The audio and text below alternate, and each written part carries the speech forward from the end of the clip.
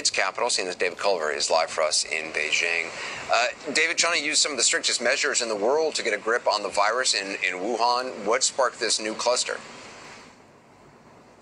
And it was interesting, Anderson, listening to you and Sanjay as you started off this town hall, mention that, as much as we want to think that this is over and perhaps move on with it, I mean, we've been dealing with this now since late January, 5 months, and it has now made a resurgence. And in all places, the capital. And that's incredible to think about. I mean, this place was impenetrable. It was the fortress. Beijing was really tightly protected and was one of the last places to start easing those restrictions. What we know about this most recent cluster is, according to health officials here, it's once again linked to a market, eerily similar to Wuhan.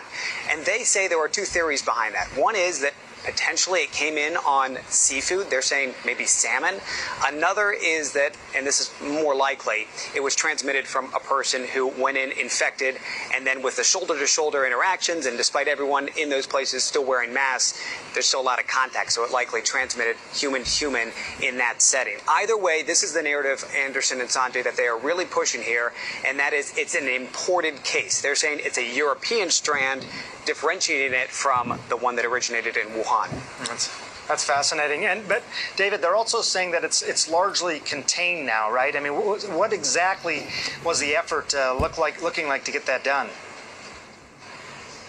Well, they are saying it is contained and under control. That's the most recent update that we've heard.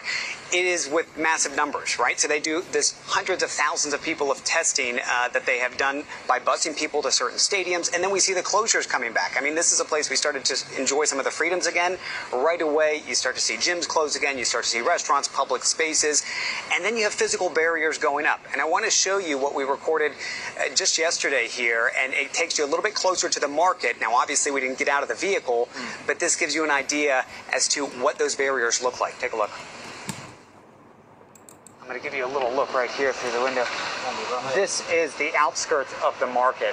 You can see there are some folks back there with hazmat suits on. All of this is shut off. The reason we're not stepping out of the car, actually let's keep driving because I don't want to draw too much attention, is because if we were to cross into this restricted zone, we would then be potentially flagged and be put into government quarantine. How do they know that? A few ways. One is they could physically stop us and get our information. Another is they would see the tags of the car and they would mark that down and track us down. And another big data that we've been living by here, they would trace you through your cell phone. We've heard several reports of people being flagged because of where their cell phones were located geographically within those high-risk areas, and then being contacted and told that they essentially need to be sealed off from the rest of the world. Contact tracing, of course, we've talked about the technology used behind all of this. Anderson and Sanjay, it's through those QR codes that we've shown you over the past several weeks.